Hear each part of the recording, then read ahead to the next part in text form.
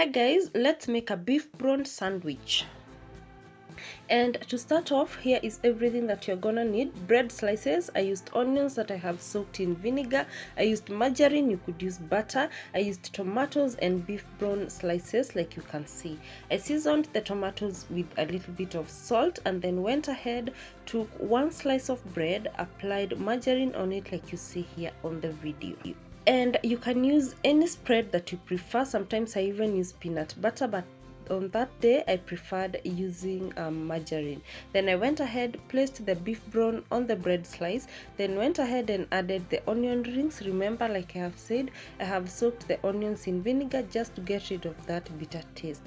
And then I went ahead and added 2 slices of tomatoes. At this point you can add any veggies that you like. You can add lettuce, you can add any that you prefer, and this is what we have. So I went ahead, took a second slice of bread and applied margarine on the side that will be on the inside side.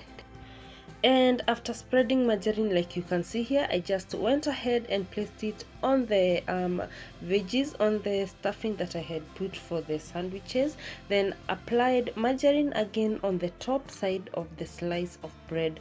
Butter would be perfect for this sandwich, but since I did not have any butter that day, I just used margarine. And then now, after applying margarine on that top side, remember the side that is facing the plate does not have margarine yet. So now I went ahead and now, like you can see, carefully took the slices of bread and placed on a hot pan. Like you can see here, the side that has margarine should be facing down the pan.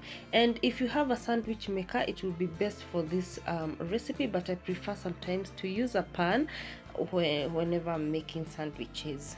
So now, as the bottom side is cooking, just go ahead, spread a fair amount of margarine on top of the other slice that did not have margarine, and then you're just going to turn to the other side once the bottom side is already cooked and golden brown like you see here on the video.